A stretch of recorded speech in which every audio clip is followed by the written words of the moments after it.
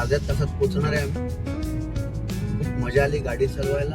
रोडची क्वालिटी हे 120च्या स्पीडला पण वाटत नाही की आपण गाडी 60-70च्या स्पीडला असल्यासारखं वाटतं. खूप मस्त. यूपी गव्हर्नमेंट आणि सेंट्रल गव्हर्नमेंटने खूप चांगलं काम केलं.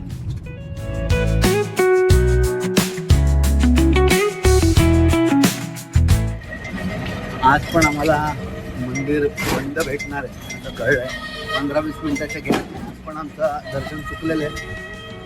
तर आम्ही जस्ट मंदिराचा परिसर रात्री कसा दिसतो ते बघायला चाललो आहे आणि तिकडेच उडपीमध्ये जेवण करणार. आम्ही ई रिक्षा घेतलेली आहे. ई रिक्षामध्ये आम्ही चाललो.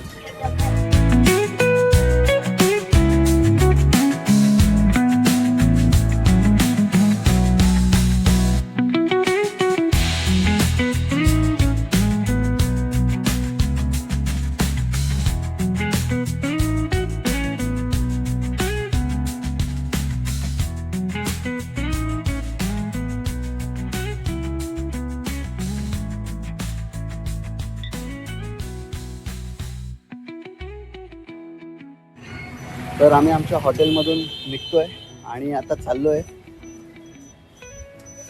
शरायू घाटला. आम्हाला हॉटेलवाल्याने सांगितलं की गाडी घेऊनच नको जाऊ. गाडी पार्क केली मागे आणि निघालोय ई रिक्षाने. आमच्या हॉटेलवाला आम्हाला खूप चांगला भेटला. त्याने आम्हाला पूर्ण 3-4 तासाचा प्लॅनच लिहून दिला. पहिले कुठे जायचं, नंतर कुठे जायचं.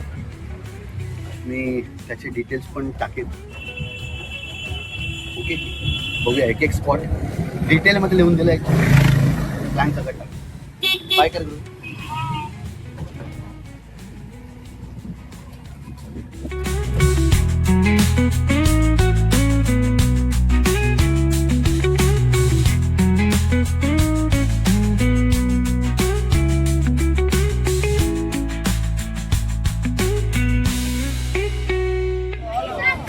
आम्ही आलोय शरयू नदीच्या घाटावरती.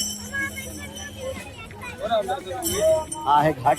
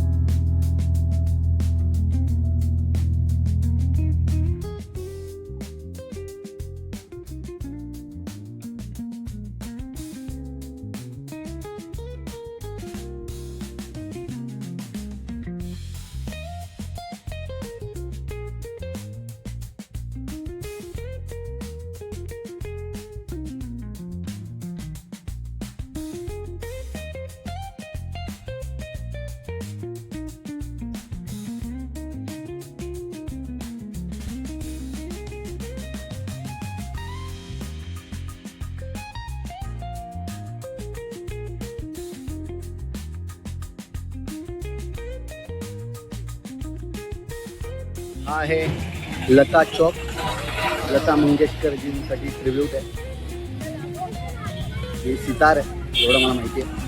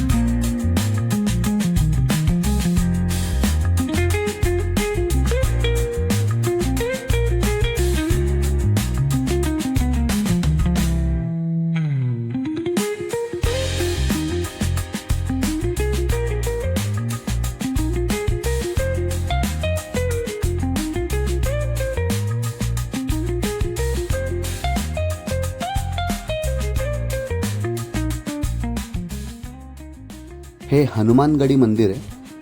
श्री राम मंदिरचं दर्शन घ्यायच्या आधी इथे दर्शन घ्यायची अशी प्रथा आहे.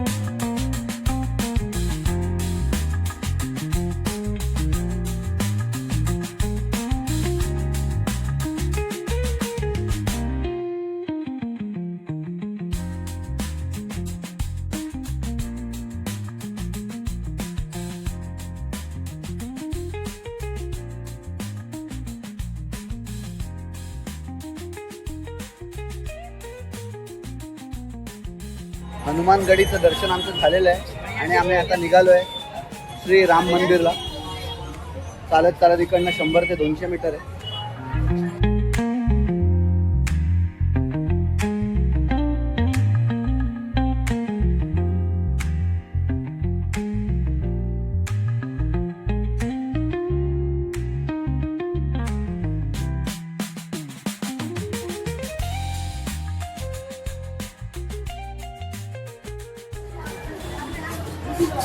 इथे मंदिरमध्ये पुढे मोबाईल जमा करणार असं सांगितलंय.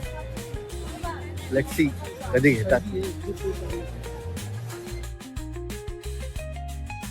हे सगळं ब्लॉग बनवायचा आणि व्हिडिओज काढायचा माझा गोल असा आहे की जे लोक इथपर्यंत नाही पोहोचू शकले अजूनपर्यंत त्यांना मोटिवेट करण्यासाठी इकडे यायला, आणि जे लोक पोहोचू नाही शकले किंवा जे लोक नाही पोहोचू शकत काही कारणास्तव त्यांचं दर्शन होऊन जावं हा माझा प्रयत्न आहे. लेट्स सी मी किती करू शकतो. ऑर्गनाइज पद्धतीने जवळजवळ इकडच्या लोकल्सचं ऐकलं तर 8 ते 10 लाख लोक एक टायमाला दर्शन घेऊ शकतात एवढी कॅपॅसिटी आहे. आणि ते असं क्लेम करतात की 8 ते 10 लाख लोक आले तरी बॉडीला बॉडी टच होणार नाही, एवढं ऑर्गनाइज त्यांनी सिस्टम आणि पूर्ण इन्फ्रास्ट्रक्चर डेव्हलप केलं. बघूया.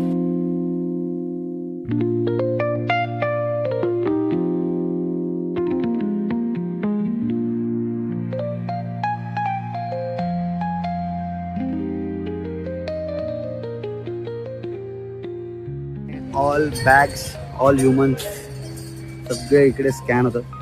खूप सारे काउंटर आहेत. गर्दी आज कम्पॅरेटिव्हली कमी आहे.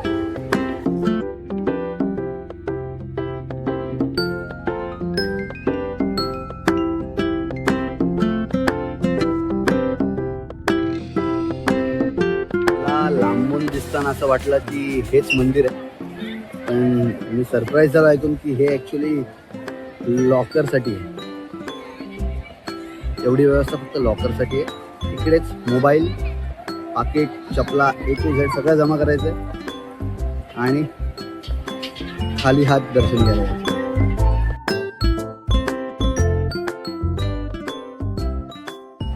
ऑलमोस्ट आमचं आता एक 15 ते 20 मिनिटात दर्शन झालेलं आहे. खूप मस्त इन्फ्रास्ट्रक्चरल डेव्हलपमेंट आहे आणि मला असं वाटतं की मंदिराचं अजून 30 ते 40% काम बाकी आहे. काम अजून पण चालू आहे, बरीच धूळ पण आहे. त्याच्यामुळे जेवढं लोकल लोकांशी काही बोलणं झालं 2 ते 2.5 वर्ष जातील पूर्णपणे डेव्हलपमेंट झालं. पण सुपर. मंदिराचं दर्शन खूप व्यवस्थित झालं, देवाचं दर्शन खूप व्यवस्थित झालं, मॅनेजमेंट खूप व्यवस्थित केली आहे आणि कोणत्याच सेवेसाठी इकडे पैसे नाहीत. इव्हन लॉकर्स पण फ्री आहेत. सगळं खूप चांगलं मॅनेजमेंट, खूप चांगलं. हे सीता की रसोई आहे जिकडे काइंड ऑफ डाळ भात दिला.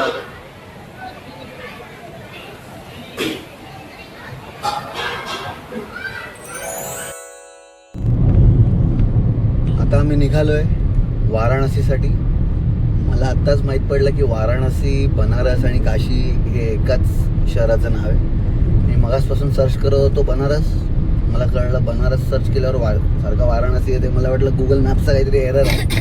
मग मी 2-3 लोकांना इकडे विचारलं तेव्हा मला कळलं की बनारस, वाराणसी आणि काशी हे एकाच जागेचं नाव आहे. तर आता आम्ही निघालो आहे वाराणसी म्हणजेच बनारसला.